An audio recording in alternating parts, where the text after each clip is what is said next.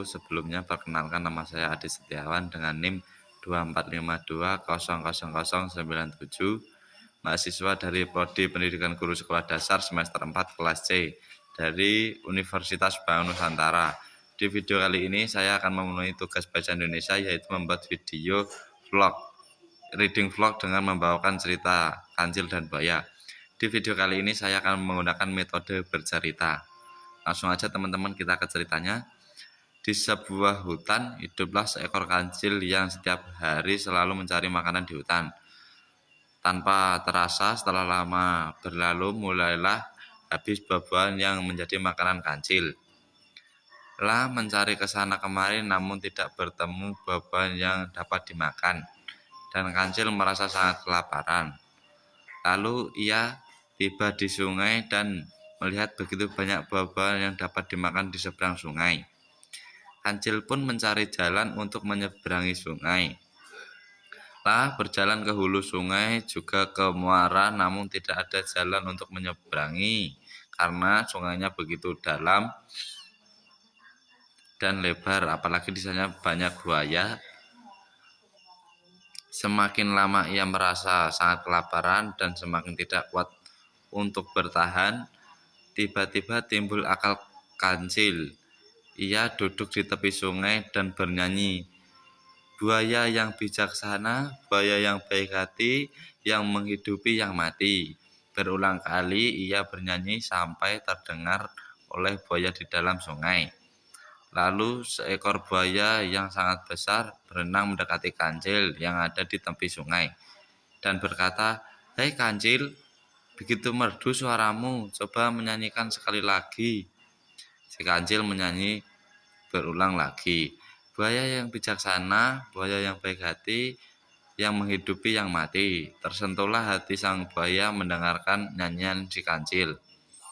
Lalu buaya bertanya, "Hei kancil, sepertinya ada masalah yang sedang engkau hadapi. Ada apa gerangan?" Kancil menjawab bahwa ia ingin ke seberang sungai namun tidak dapat berenang karena air sungainya dalam dan deras.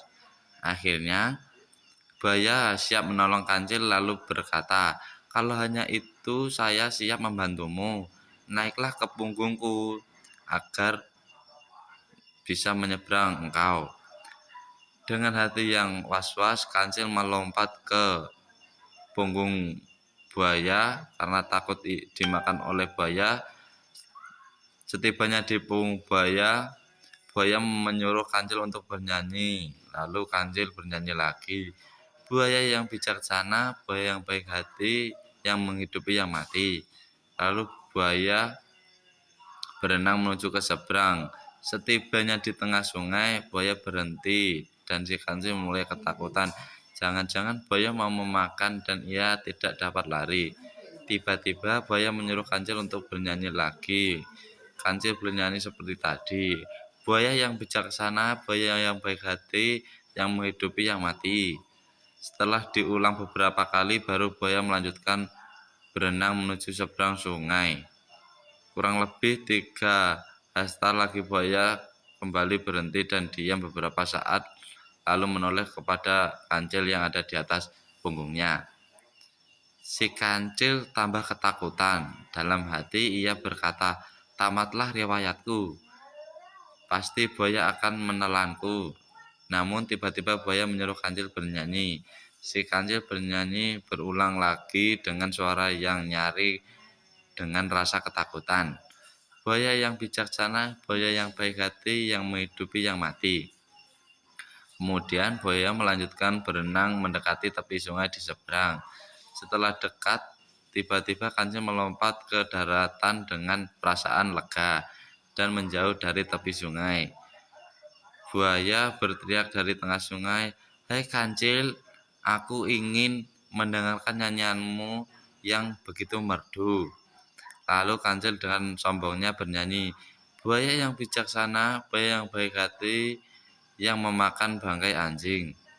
Mendengar itu, buaya sangat marah. Lalu buaya berkata, "Mengapa berubah nyanyianmu, kancil? Apakah kau sudah lupa syairnya. Lalu buaya menyuruh kancil menyanyi lagi dan hal itu diulangi si kancil. Buaya yang bijaksana, buaya yang baik hati, yang memakan bangkai anjing. Hal itu diulangi kancil beberapa kali sambil berlari sejauh dari tepi sungai. Lalu buaya berteriak, "Baiklah kancil, engkau pengkhianat, dan kutunggu suatu saat kita bertemu lagi." Singkat cerita, tiba-tiba di hutan yang baru, kancil hidup dengan kecukupan makanan. Namun, setelah beberapa tahun, mulai habis buah-buahan yang ada di hutan tersebut. Dan kembali, si kancil merasa kelaparan. Ia melihat di hutan seberang sungai tempatnya yang dulu banyak buah-buahan di sana. Namun ia tidak dapat berenang kembali ke hutan itu.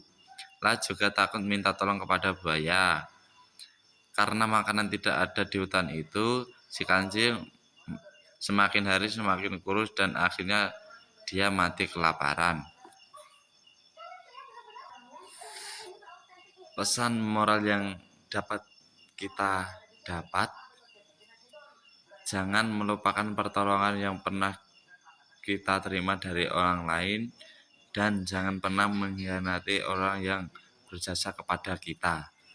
Begitu saja ya teman-teman cerita dari saya, kurang lebihnya mohon maaf. Wassalamualaikum warahmatullahi wabarakatuh.